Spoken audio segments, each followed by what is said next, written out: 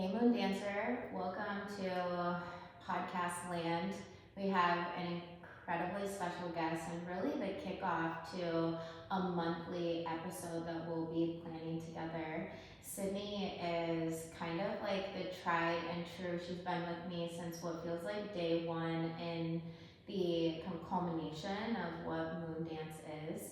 And she really at her soul is the essence of everything that I stand for, this podcast does, and she brings a really unique flavor to her. She is a tarot reader and one of the best tarot readers really in the Midwest and probably the whole country. And so to be able to highlight her and her wisdom is just, chef's kiss right now. It truly is a dream come true. So welcome, Sydney. I'm so happy to have you here. So happy to be here. We're gonna drop in with a Saraswati chant. Saraswati is the goddess of love, of abundance. She is the goddess also of knowledge. She's the goddess of literature and flow and water. And they say that when Saraswati is free in your body, she dances on your tongue, and the knowledge wisdom is just then you can kind of think of yourself as this conduit of her. And so wherever you're at in time and space, find a tall spine, feel your sit bones rooted down, the crown of the head lengthening to the sky. And we'll chant to Saraswati 3 times. Om Shreem Hreem Saraswataye Namaha. So it's Om Shreem Hreem Saraswataye Namaha. Take a breath in through your nose. Let it go, exhale. Inhale to chant. Om Shreem Hreem Saraswataye Namaha. Om Shreem Hreem Saraswataye Namaha. Om Shreem Hreem Saraswataye Namaha. Inhale. Exhale, release. And start to imagine a waterfall pouring down the top of your head, the back of your neck, the back of your spine.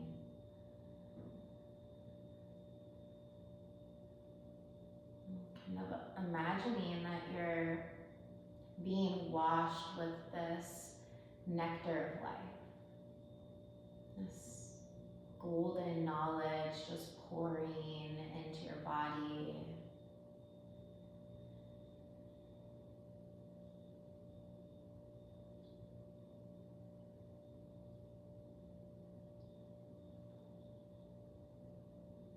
This golden nectar in Sanskrit is called Amrita. It's known as the elixir of life. And it's interesting because we were just watching Avatar this morning, and that's what they're mining for, is Amrita. It's the nectar, the elixir that allows you and reminds you that you are a being of infinite possibility. And we just practice this beautiful Kriya to unlock prosperity and abundance and to remove any limiting beliefs. And so watch this golden nectar, this sweet water, remove any impurities.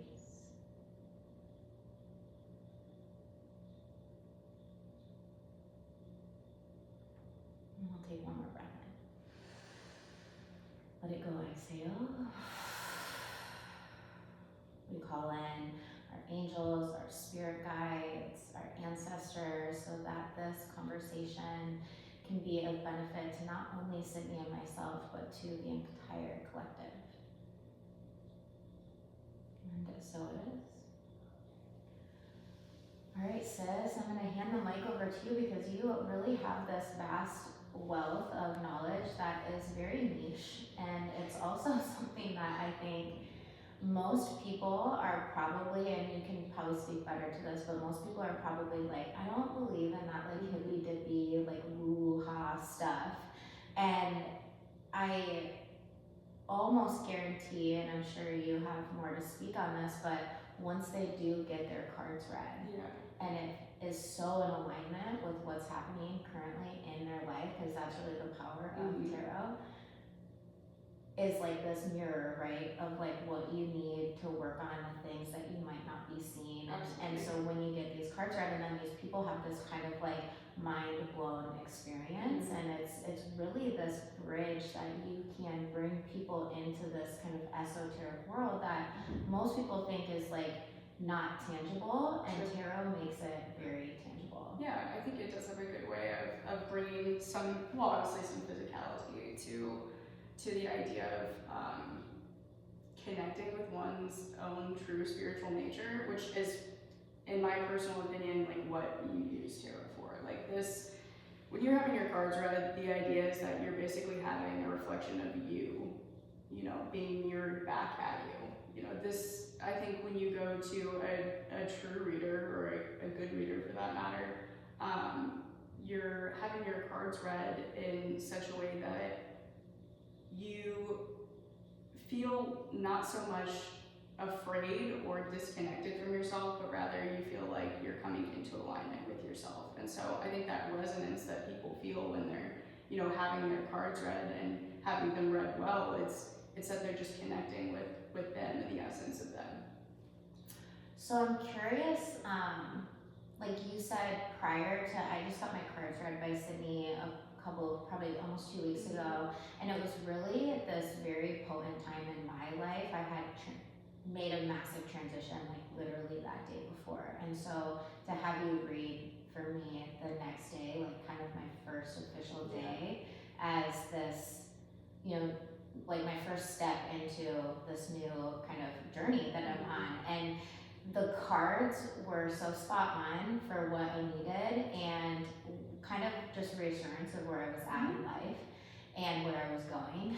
And so I'm curious, because you had said prior to that you always do some sort of like grounding in, kind of movement, meditation practice to like call in, assuming your spirit guides, all of your people. And then how do you weave in kind of the energy of the person that you're reading so you can start to get into their field?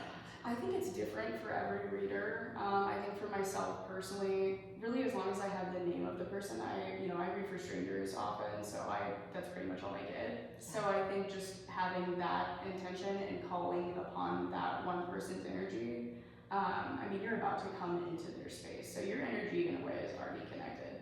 So I think as long as you're intending that, that's how you're going to draw that to yourself. At least that's how it is for me. I think other readers are a little bit different.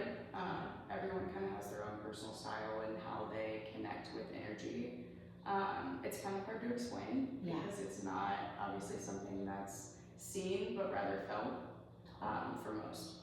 So how did you even, take us all the way back to the very beginning of how you even came into the space where you were like, oh my God, like I think I have this special offering, because I actually remember, I always like knew I was very different than most people around me. I was like the free spirit, the kind of wild horse of the family, and it wasn't until I was in massage school and one of my massage teachers had like came up to me and just remember she lightly touched my shoulder and she was like kind of hugging me, and she's like, you have no idea how powerful you are.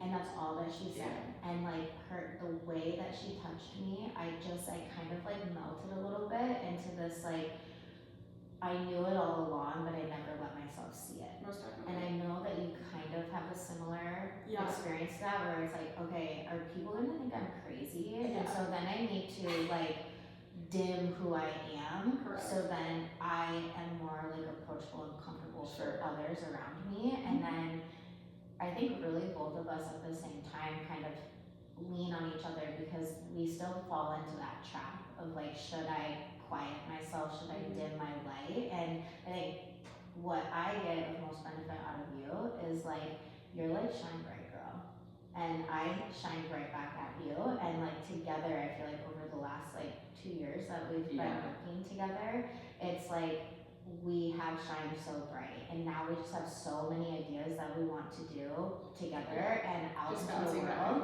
and forth. And so when did you first even, because I like, and aren't like, how do you even find her?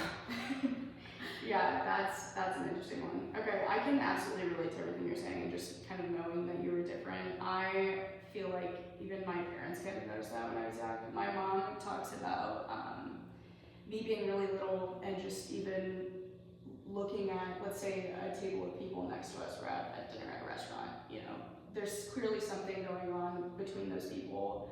And I'm sitting here having an emotional reaction to two people that I don't even know fighting, or someone upset, you know, and just being a little bit too affected by the energy of others, and kind of being a human sponge in a sense, and knowing a little bit, or being too invested in the energy of another person. But it was, she realized as I got older that it wasn't really something that I was controlling. Like, it wasn't me, you know, just being too overly consumed. It was, I was experiencing their energy as my own, right? And I think a lot of people who would be considered intuitive or psychic, that's exactly what's happening, right? We're experiencing a heightened sense of awareness of the energy that's happening, right? Not anything that can be seen, not so much something that's heard. Obviously, you can see that emotion displayed on them, but we're talking about kind of before those emotions even take place. So I think that that's kind of the essence of the word intuitive. So how I found out, I guess, that I was this way was really an instance that happened when I was 13. It's kind of a long, weird story, but I went on a girls trip with two of my best friends at the time. We went to Madeira Beach, Florida, and we were staying with one of their grandparents. We were, you know, young. It was like our first like little girls trip that we got to take, super fun. We went to this place in Madeira Beach called Unpacks, which was basically just one of the like oceanfront kind of, how do I explain this? It was like a big local shop, essentially, like that would just line the street all the way down to the waterfront. So just kind of little marketplace. We were running around there, and we came across a tarot shop there. And it's funny, I actually just looked up the name of this reader recently and found out her name and her information. So I'm like really tempted to reach out to her. You should. You started this whole thing, you know? So the three of us went there. We had our cards read. I remember two of us were able to get our cards read the first day that we were there, and then we had to come back for the third reading. So pretty much what I remember is that I had my cards read by her first, because my friends were a little bit, you know, unnerved by it. You know, we didn't know anything about tarot really at the time, so we were pretty little babies. Little babies, yeah, pretty scared to the whole idea of it. We're like, what are we even trying to find out right now? And you know, at that time in my life, I had a lot of tumultuous things going on, you know, even for being very young. And so I just remember the first two cards that she pulled out, which were in like the position of myself and who I was. She pulled out the World card and the High Priestess card, and she looked at me and said, "Oh, you're an intuitive." And so that's why I really think I hold to that word. I don't love the term psychic, because in my opinion, everyone is psychic. You know, but intuitive, I feel like, is a more all-encompassing word that really fits and resonates. So when she said that to me, I looked at her and I said, what does that mean? And she goes, well, it means one day you're gonna do what I do. And I was just kind of like, what is this lady talking about? She proceeds to give me, you know, the most accurate reading, is kind of talking about everything that was going on in my life at the time, same with the friend who went after me. So by the end of the first two readings, we're kind of just looking at her like, what did you mean by that? And like, what do I need to do to become more aware of this, you know, heightened intuition that you're saying that I have? She goes, well, you need to connect to your spirit guides. And I said, okay, how do I do that? She's like, you really just need for that to happen. Just like when I was telling you, you know, I just kind of focus my intention of that person's energy that I'm about to read for, and I draw them into myself. I quiet the mind and I pull them in. That's exactly what she was telling me I needed to do to connect with my spirit guides. Yeah. So I was like, okay. She goes, put yourself in a peaceful place, you know, calm the mind, and wait for the information to come in. And I'm like, okay, I think I know what she's saying. Yeah. So we go home that night, and I remember we were like sitting out on the balcony. We lit a little candle. The three of us are sitting there, and they're like, all right, see what you can do. See, like, a little hocus pocus. yeah, exactly. Exactly. We're like, we watched enough witch movies. We can figure this out. So we're sitting on this balcony, and I remember it was like storming out too. Like totally sets the scene. There's like oceans right there, and we've got the lightning. It was very, yeah, very scenic. So I just sit there and I'm like, okay, clear my mind, and I'm like, this is really strange, but I have 3 things that just came through. And I remember receiving them like flash imagery. And this is the first time that this had really ever happened to me in my life. So the first image was that of just a polar bear. And it was funny that that had showed up. This is like kind of how I figured out, you know, this is one of my spirit guides, this polar bear energy. Well, funny enough, I grew up in a house that my parents just had polar bear artwork everywhere. And like my childhood teddy bear is this little white polar bear named Teddy, sitting in my daughter's room right now. And so, yeah, polar bear imagery. Second image was literally just the name Stephen. I could see it written out in front of me. And I was like, okay, that was really weird. The last image is what really got me because it was strange and almost, I don't want to say holographic, but it almost looked like it was like a painting. Okay. And it came through as someone in a body of water holding a flag up. And that was it. And I was like, that's weird. And I remember saying to them, it seems like something's happening in the water. It seems like there's, you know, an accident or something's going on, right? So anyways, we're like, that was super weird. We didn't see anything coming to fruition from those 3 images, right? Right. So we just kind of brushed it off and went about the rest of our night, and the next day we go back to get the 3rd friend's reading. So we're kind of killing time before her read time, and we're going into these different local shops, and the first place we go into is this handmade candle store. And I'm not even kidding, all of the candles, majority of them in the shop, were just these polar bear candles.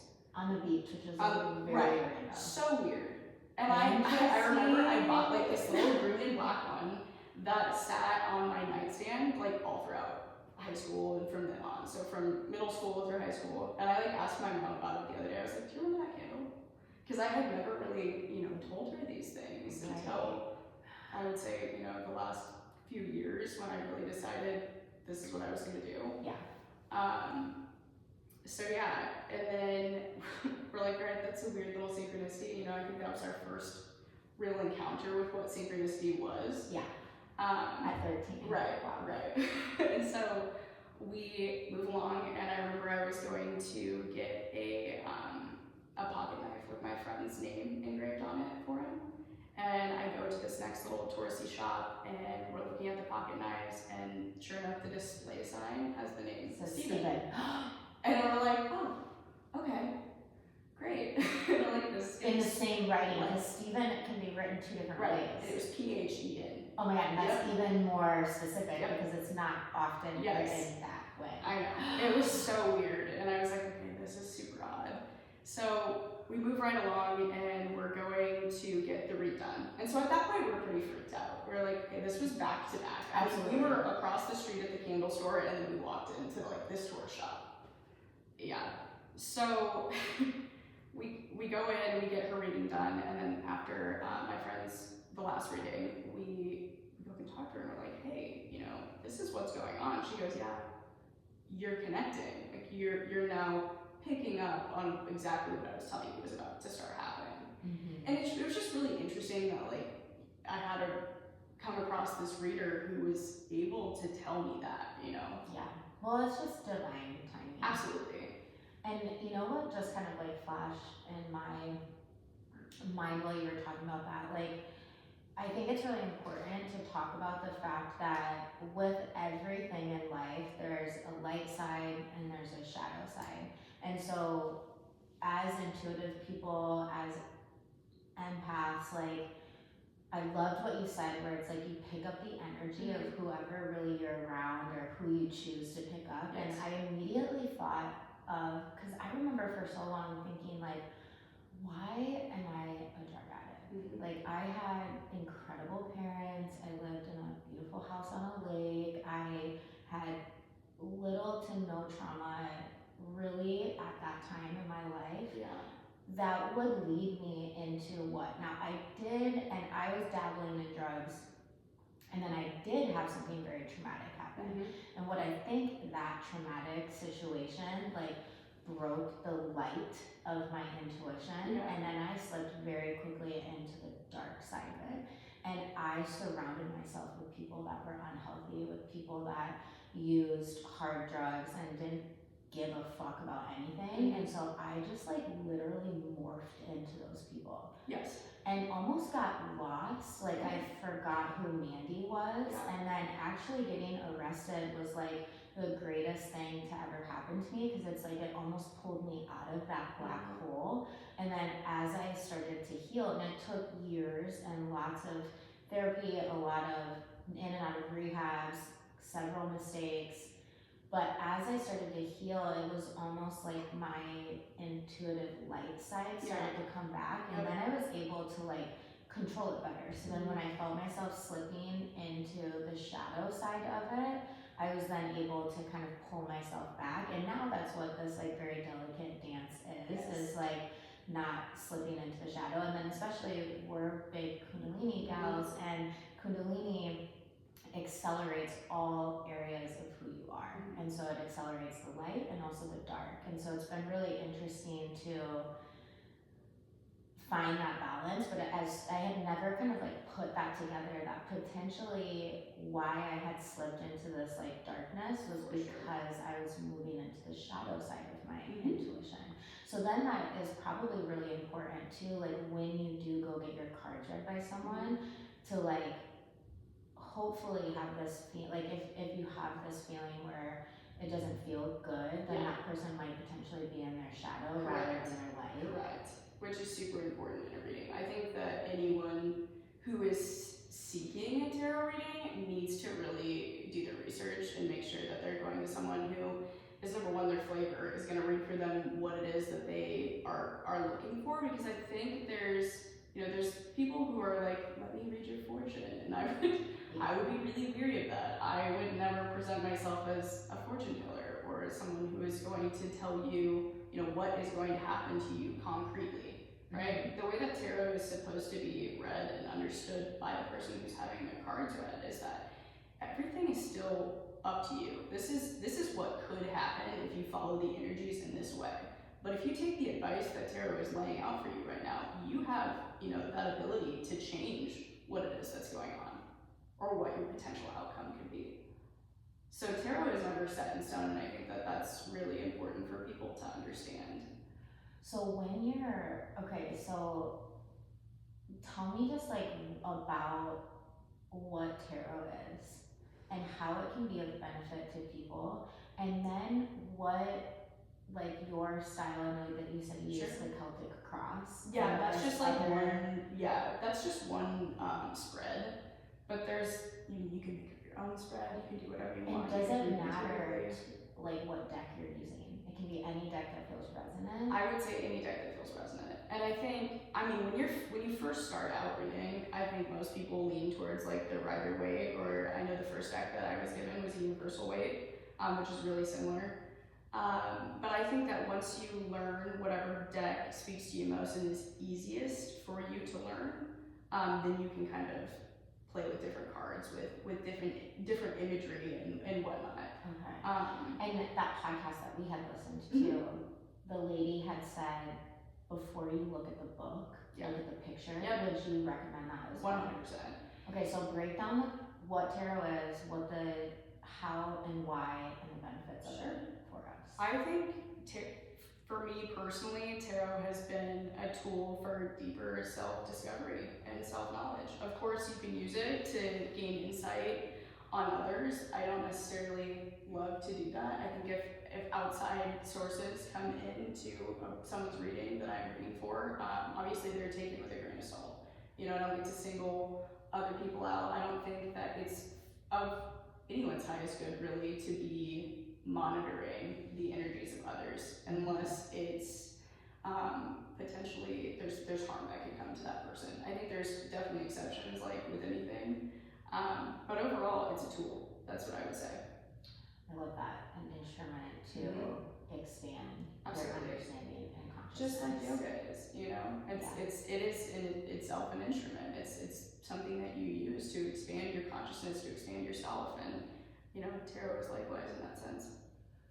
So, what deck is that you have right now? This is definitely a Rider-Waite deck. And now the Rider-Waite deck. Yes. This is like the OG deck. One of the, because it's like from like the 1800s. I think the Tarot de Marseille would be the oldest deck. Okay. Don't quote me on that, but I'm pretty sure that would be one of the oldest deck. And that, so when tarot originated, it was really just used as like playing cards, and that's kind of where it starts and gets its origins. There's like a lot of speculation about tarot being started in Egypt, which is like pretty debunked. That's not really a thing. I think that there was obviously much more ancient forms of divination prior to something like tarot, but it's really more of a modern tool, I would say. Okay, so when you like shuffle, she's shuffling during my thing, and like literally the cards would fling out, like they just fly out, and it was crazy because it was like every card that flew out was like exactly what needed. And so when you read, do you usually shuffle and just kind of let the cards speak? Do you like spread it out and then pull? Like, does it change? I'm a shuffler myself. I think that it's definitely subject to change. I read intuitively. You know, I don't try to like base what I do or like any of it to be for effects, but it's more so to give it like its better odds or better chances. That's why I choose jumpers, or that's the way I like to shuffle my cards. And that's the card that jumps Yeah, out, the jumper. So does it matter like if the card is like flies out and it's upside down or not? Definitely. Is that called the reversal? That would be the reversal, or like I know I've written it as like the shadow aspect of the card. So it's funny that you like brought up the shadow. And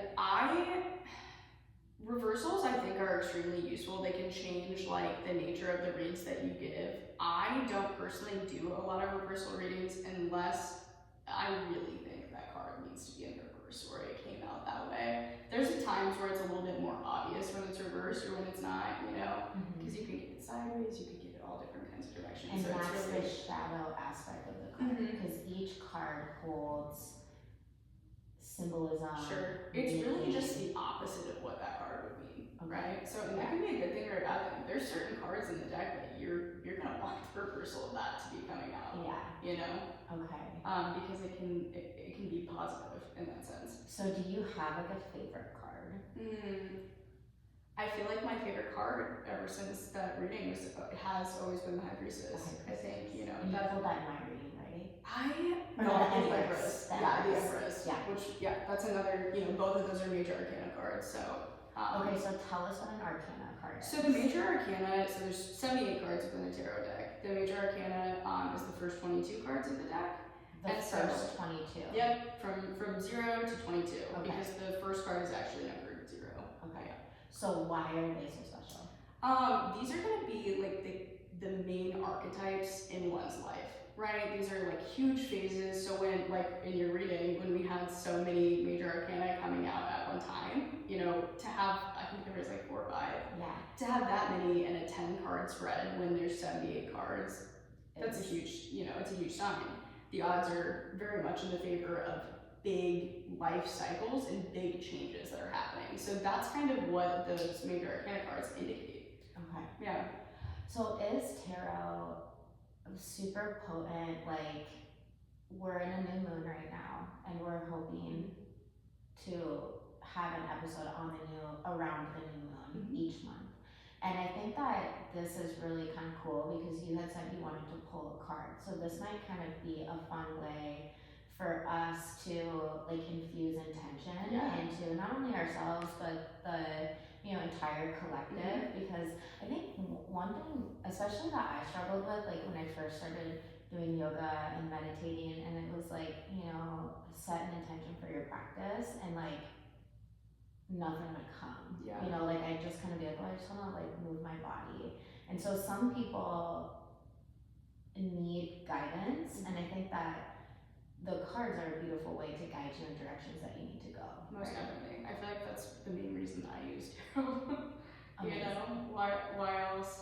I think that that's the most powerful way to use it. Okay. When it's not, because of course, like anything, it can be abused and it can become a hindrance. So I think that's really important, is to be using it for all the right reasons. Amazing. Yeah. Okay, let's pull a card. And this will kind of be our collective reading and intention for this lunation. And we're in this new moon is in Pisces, Western, Aquarius, Vedic, and Pisces is emotional, it's deep, it's watery, and so it's kind of like, getting rid of and clearing out these like wounds that we're holding on to. And then Aquarius is about like being authentic and bold and big, and so these two kind of signs together are really inviting us to let go of all of the limiting beliefs that we have, and then like welcome ourselves into the fullest version of who we are, which is why I chose to do the Subha Kriya before this call, because I'm like, this is so perfect. Yeah. When we can synchronize things as best we can. And Sydney is laughing right now because I'm the card literally flung out. I'm laughing so hard. And she pulled the damn Empress. Yes. Oh my god. And that's just funny, because I was thinking about like what you're saying in the Kundalini Kriya that we were just doing today, where you're like, it's what we talked about, the don't chase, or don't chase, attract. Well, that's what you said. And that really is what it is. The Empress is all about sitting in the energy of reception and like knowing your worth, knowing your place, and sitting in the divine feminine energy. Like this card is the female embodiment. Its counterpart, the Emperor, which comes right after it. It's the fourth card in the tarot. It's really about, embodying the most divine form of yourself. Love it. And being okay with what's coming your way, because you're sitting pretty no matter what. I feel like that's kind of my best way of explaining that. Okay, so what would you say to me and our listeners? Sure. How can we use this Empress card in the next month? Like, what are ways that we can really embody her in ourselves? I would say self-care is one of the biggest things.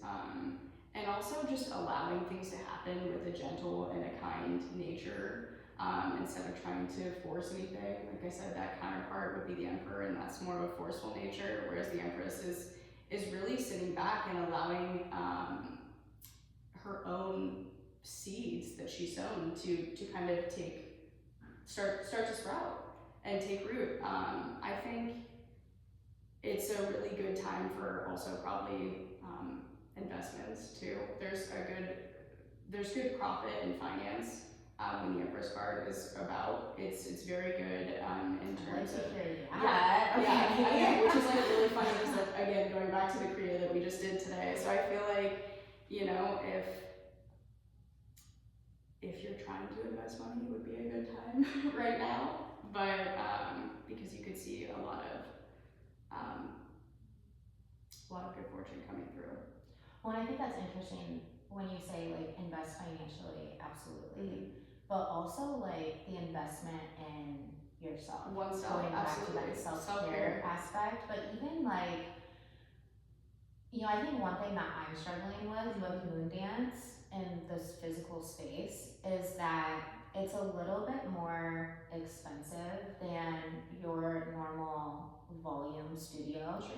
And the reasons for that is it's a smaller, more intimate space. There's more kind of one-on-one attention. There's more room. There's it's just a little bit of an elevated experience. And I think that one thing that I struggle with like clients as well and I'm sure you probably struggle with this too, is that convincing people to invest in themselves. And I saw this hat the other day and it said, your health is wealth. Mm-hmm. And I think for several generations, we've not been presented with it being like that. Yeah. And I think it's incredibly important to then like paint this picture for people where it's like, okay, it's $35 for a class, it's $40 for a class, it's $25 for 15 minutes of a reading and upward. And it's like, how much money did you spend going out to eat this week? How much money did you spend on coffee? How much money did you spend drinking or whatever vices that you have? And why do you justify those investments over the investment in your health? And my mentor and I were talking, and it's like, because a lot of people, and this might kind of be the Empress card coming through too, it's like, and this is like the eclipse season is all about like disrupting, and it's a very mysterious eclipse season in terms of like hidden truths will come to the surface. And I think what's so challenging for people is one, that they don't think they deserve it. They don't think that they deserve the investment in themselves. And two, I think that investment takes a long time to compound and like see results out of, and we're so like, gotta get it done immediately and see results immediately, or else I'm like not doing it. And then I also think that people don't understand the amount of time, passion, money, energy, sacrifice that goes into into investing in yourself. And then investing in a teacher or a reader that resonates with you, of then honoring their time, commitment, sacrifice, all of that. And so that's kind of like what we should focus on this month, is like investing, not only in absolutely investing in your financial, but also investing in your own personal health, knowing that truly is the wealth of all life. And we always say this all the time, it's like when your body, your mind, and your soul are in alignment, everything falls into place naturally. The doors open, the opportunities present, the things happen, and you're just kind of like, okay, and this is like a watery, airy moon cycle, and it's like, okay, I'm just gonna start surfing. And that's the don't chase, attract. Like just let yourself surf and like glide and vibe and like be in Sanskrit, it's called the bob. So you're just kind of like in the high vibrations of life. And I think that is when you're in your receiving energy, like when you're at that state, most definitely.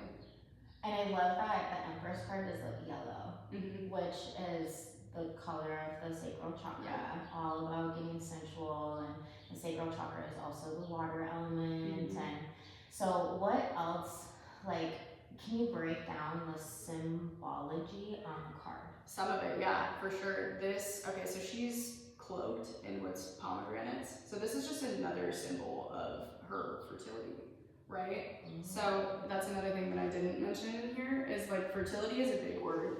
The Empress is said to be sitting on her throne pregnant.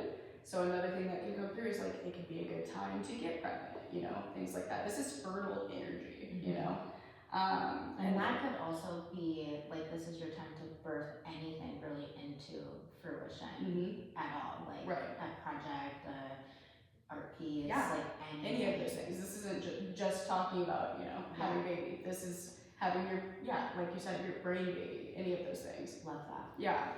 And then we also have like right down beside her, that's Venus. So Venusian energy it's all about love. It's all about love, reception, that divine feminine energy. Pleasure, yes, enjoyment. Absolutely. But I feel like that's really what's being depicted here. And obviously we've got like the water energy here as well, and I think that she's sitting in the earth, and the water is making that earth fertile right beside her. Well, I love that that's what we pulled as because new moons are always a time for like deep intention. Yes. And planting those seeds. Yes. And inside of like your fertile landscape inside of you, and then seeing those come to fruition. So when you're reading for someone, you pull a card for them and you give them, this advice, and they're able to kind of then take that information and decipher how it's recognized or represented in their own life. Do you think that people can abuse tarot? Yeah, I definitely do. And I think there's even been times in my life where I've been like a little bit too obsessed or too reliant, I would say. That's a better word. Because it's like you say all the time, like you are your best guru, your own best guru. And I think that when you get a little bit too dependent on something, just like drugs, alcohol, whatever, you can get too dependent on tarot. And that's when you can throw yourself out of alignment. So I think it's really important to stay mindful and, like I said, use it as a tool, but not as a crutch. I could see it being. I had a friend that I used to bartend with in Chicago, and she was like really wanting like a lover to come in. And I remember she like went to this tarot reader, and she kept saying like the guy that she was with was gonna be the one. And so then she like gripped on so tight to that it actually drove him away. And she kept going back to this lady and going back to this lady, and all of us were like, why don't you just like relax a little bit? And so it like going back to what you said, it's like really trusting the reader. And so if someone comes to you and they say, I want you to read my cards, the cool thing is that you work for yourself. So you can kind of energetically choose, like, does this feel right? Does this not feel right? And so when someone comes to you and you read their cards, you have this like way of calling in their energy, you start reading their cards, and you take a picture of it when you're done. I do, yeah. And then how do you kind of tie it all together? So let's go to the Celtic cross, that's what you use. And so you're pulling all these different cards. Right. And they go in an order and they represent certain areas. Different so things. Break down the Celtic cross. Okay, the Celtic cross. That's okay. So basically, you're looking at your current situation would be the first card, and then what's crossing you is your second card. Your third card is kind of your focus, like what you need to focus on, and that could be, these things could kind of start being across the board, but usually they all tie into one big picture. And so like when someone comes in, they don't have to tell me what it is that we're reading about, but most people come to a tarot reading, with an intention. They want answers on usually one specific thing. Okay. When people want something general, it gets a little bit easier. Sometimes I like that because that's really when it's about like you and like where you're going forward. But typically if someone's coming forward with this energy of trying to figure out the nitty gritty of one specific situation, that just comes through, right? So third card, need to focus on. Fourth card is what's happened in the past. The fifth card is your strengths in that situation. Sixth card is going to be the future. Seventh card is I'm sorry. Oh my gosh. What is the seventh card? Hold on. It'll come. It's your advice, your hopes and fears. Advice, environment, hopes and fears, and then potential outcome. So you're really giving people this overall well-rounded scope into whatever it is that they might have come to you for, or just in general. Correct. What happened, like, have you ever had people that are, like, I know, like, in my world, doshically, if I tell someone that they're a kapha dominant, I immediately see, like, I didn't want to be a kapha, that's the bad one. Yeah. And it's like, there's no bad dosha, there's no bad element, and are there cards that potentially people would be like, oh no, I didn't want that one. Like, as they start to learn the deck. And then how do you spin that for them when it's like, well, actually, this is how you can look at it. I think the funny thing is most people that I read for don't really know anything about tarot. So in a lot of my experience, the bad card that they get isn't really so much about what that card means, but how I'm interpreting it to them. And obviously the meaning of it is close with the interpretation that I'm giving, but the interpretation is going to be circumstantial, right? So I think a lot of the times when they're getting a card that they don't like, it's because it's it's what they already know within themselves that they don't want to look at. So they're just like, oh, I don't like that, but also I know that. And most of the people I read for, they admit it. They're just like, I don't like that because that's what I'm running from, right? And that's those hidden truths that are too painful to really bear. Yeah. And that's why I love the practice of Kundalini, because it helps to bring those hidden truths to light. And you're so right. We run away from them like the goddamn plague. And I've noticed that once I start to lean into those areas, that's actually where I find more growth, more freedom, more understanding of myself and then the world at large. And so I can see how this tarot you use as a tool that can be so beneficial. Yes. So would you suggest, like, someone, they buy a deck or they get gifted a deck or whatever, pulling a card every day? Yeah, I think that's a great way to start learning the tarot. I think just looking at the card first, trying to figure it out, and then reading what it does, and then that can kind of get you familiar. Yes, and I think that you'll start to learn that like that card plays a particular role in the energy that you have going on for the day too. So the more intimate that you get with the tarot, the more that you understand its energies, and then you can kind of see them in your waking life, right? So now when I pull a card for myself, I'm like, oh, okay, I get that. You know, that energy is already so present and I understand it. So I think that really embodying and living the energy of the card is going to be one of the best ways to learn. I remember when I was working in a little metaphysics shop when I was, like 19, all I did was just study the cards. All different decks all the time, and I would just pull them and look at them.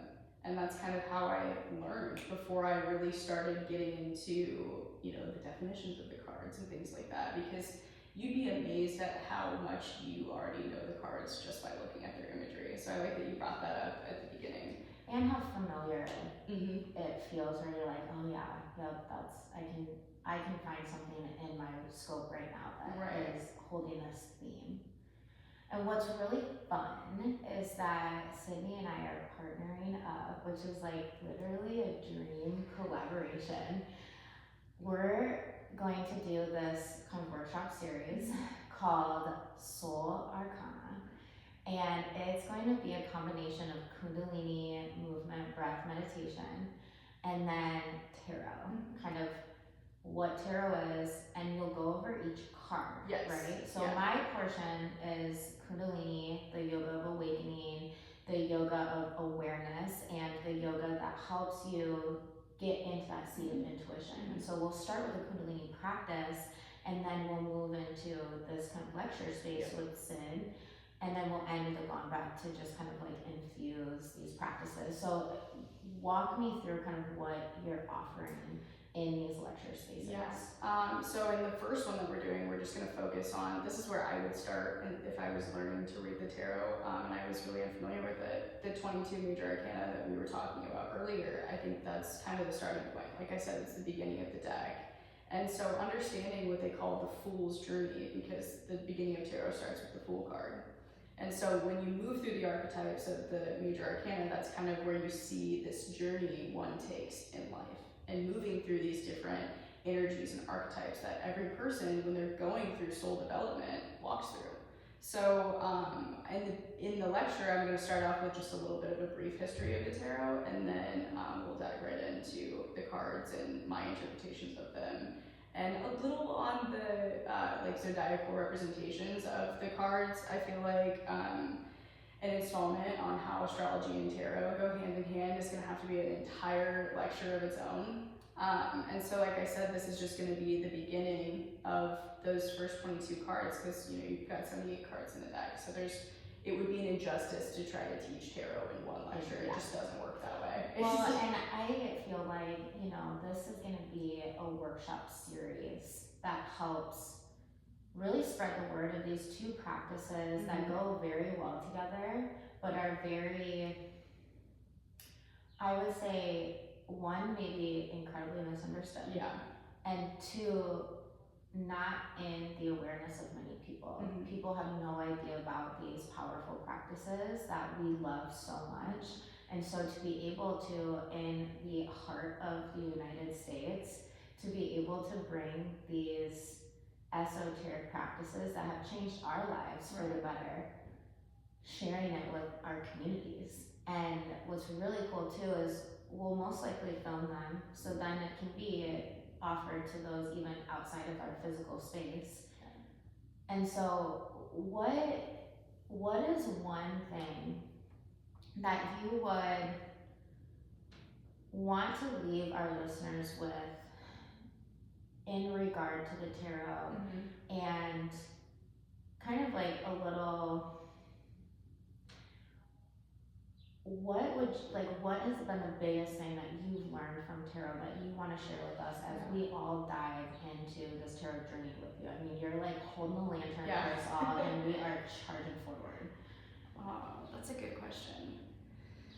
I feel like for me, tarot has just been, like I said, the tool that's kind of brought me home and allowed me to learn how to tap into the energies of myself and the world around me.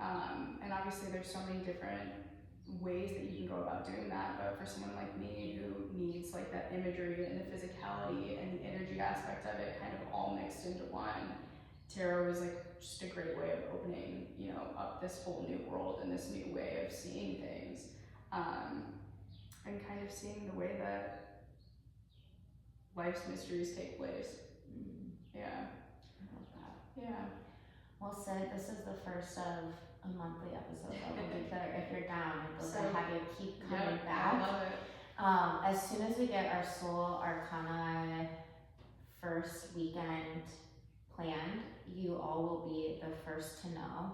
And we will film these so then we can offer them into the ether for anyone to enjoy and learn and grow and collaborate. And we say this all the time together, like we rise together. And so this is kind of a collective way for everyone on an individual level and a cultural, global, universal level for us to kind of come together and enjoy these practices that are very powerful and potent. Yeah.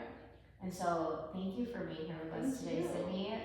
Look out for all of the magic that we will be creating. And Sydney, if you want to tell everyone where they can reach you at, if they are interested in getting a reading from you, how can they find you?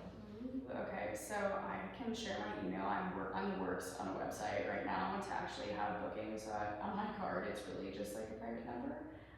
So if we can find a way to share that with everyone, we can do that too. We'll put your information in the show notes, and then once you have your website up and running, then we'll put that in the show notes as well. And it's kind of cool because this is the year of the snake, and it's all about shedding the old and stepping into the new. And so you're kind of like shedding this like past version of yourself, and then you're emerging forward.